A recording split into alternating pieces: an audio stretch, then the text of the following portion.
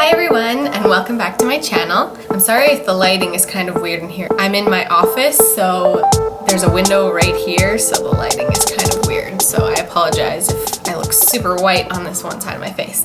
But today's video is going to be about how to read a case. So if you are taking a common law program like I am at the University of Ottawa, the method used for teaching the law is the case law method. So you're just reading a lot of cases to learn how the law works and how it's evolved. So reading a case is super important, and reading it efficiently is even more important. So today I thought I would go through how to read a case with you. So this, I'm not an expert at this. I've only been through 1 year of law school now, so this is only what I've learned from 1 year. It's not perfect, and I still struggle with reading cases sometimes, but I do have some tips that might be helpful to you. So if you'd like to learn my tips on how to read a case, then just keep watching. Okay, so here is a case.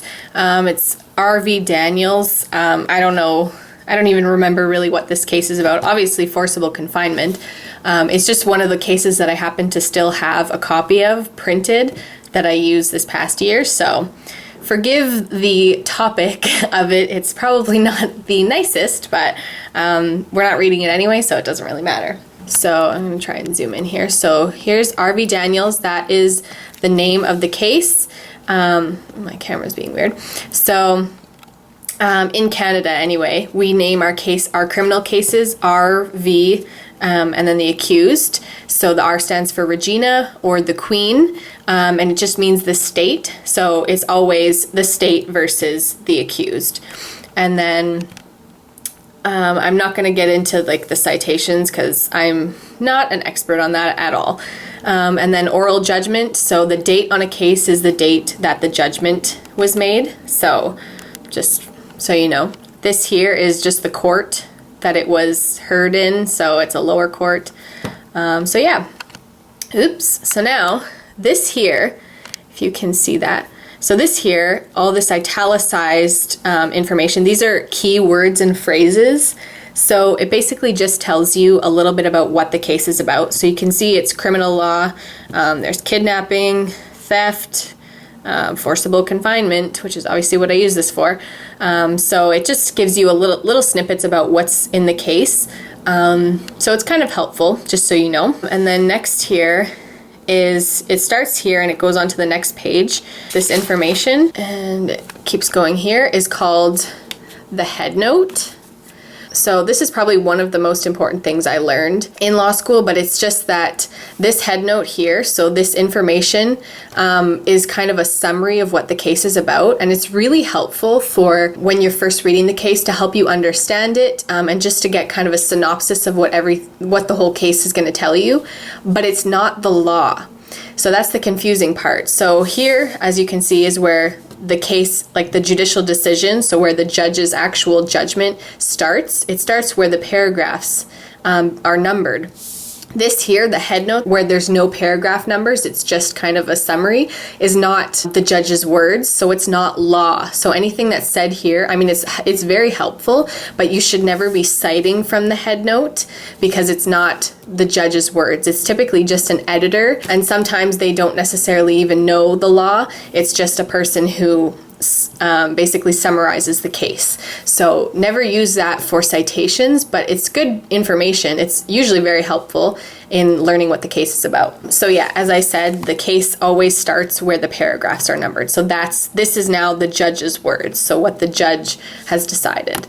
So that's the part that you can cite from, and that's the part that you really want to understand. So those are kind of some basics about reading cases, about what they look like, and other than that, make sure when you're reading cases that you are reading carefully and slowly, especially when you first start out, because you don't really know what you're looking for and you don't really know what's important. You do want to make sure you focus on the parties, so who is involved in the case, what happened, and what the issue is. Make sure you understand that kind of the basics of the case. One thing that you learn when you're younger is that, if you're reading something and you don't understand a word, just kind of skip over it and keep going. And sometimes you can do that, but generally speaking, if you're reading a case and you don't know what a word means, you probably want to look it up, because in law, words are very important. So make sure you understand what the word is saying. Another tip for reading cases is to read the decision first. If you're reading a really long case, sometimes it's helpful to read the decision first, because then you're not reading in suspense. Because reading a case is, it's kind of like reading a story, but you don't really want it to be. You want to know what's going to happen so that you can be looking for the important stuff and looking for the reasons the judge made the decision while you're reading it. So reading the decision first helps you to do that, because then you go back and you can kind of piece together how the judge came to that decision, and you don't spend the whole time reading it like, oh, I wonder what's going to happen. For some cases, some judges write very well, so it's very straightforward the whole time, but you will inevitably read some cases where you don't know what the decision is. Like, you get so confused. You think the judge decided this way, but then you read something else and it seems like they decided that way, and it just can get very confusing. So reading the decision first and knowing what the judge decided will help you when you're reading the rest of the case to kind of be able to follow it and to understand it better. And the other thing I would say is, I think I said this in videos before, but always look for headings. This particular case actually didn't have any headings. But always look to see if there are any headings, because that will direct your reading and help you understand.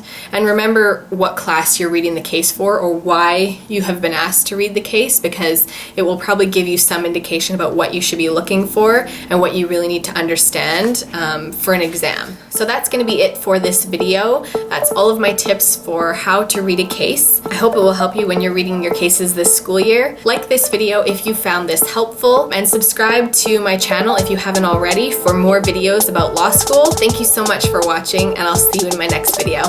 Bye.